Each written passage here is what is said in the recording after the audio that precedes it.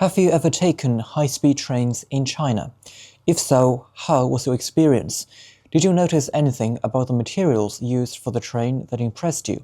Yes, I had the chance to take high-speed trains in China, and I was honestly impressed by how convenient, fast, and affordable it was. What struck me the most from a material perspective was the sleek, aerodynamic exterior of the train. You can tell that it's designed to minimize wind resistance, which is essential for reaching those high speeds smoothly.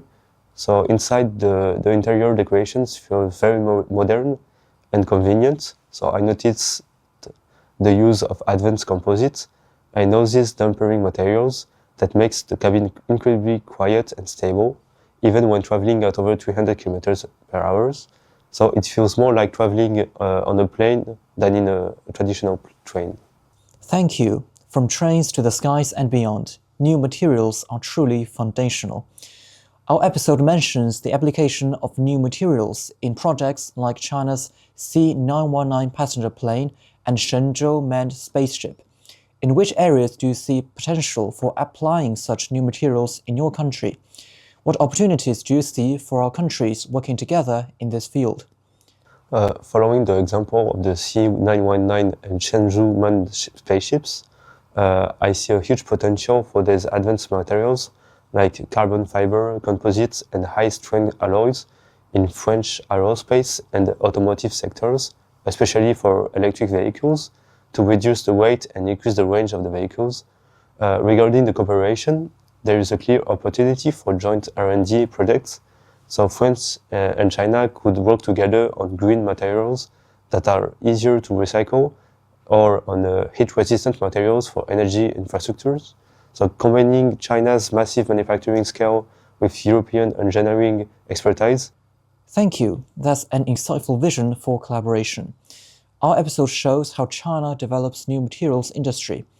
I'm curious, how does your country promote the development of the new materials industry? In France, the new materials industry is promoted in a more market-driven way, so often throughout startups ecosystems supported by public and private partnerships and a university research cluster. So for example, we have labs in universities that collaborates with companies to transfer breakthrough in batteries, nanomaterials, and advanced ceramic into prototypes and pilot production. We also have government programs like France 2030, which provides matching funds to scale these innovations into a competitive manufacturing. Our approach connects research, investments, industrial demands to speed up real-world application. Thank you. Given the strategic importance of this field, a final, broader question comes to mind. In your view, why does China put so much effort in the field of new materials?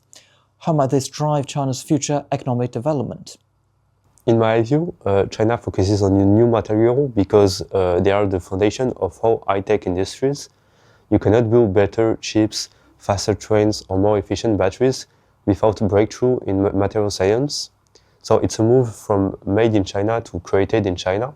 So this will likely drive China's future economies by moving up in the value chain, and it creates a ripple effect. So better materials leads to better products, which leads to higher export and more skilled workers. Okay, thank you.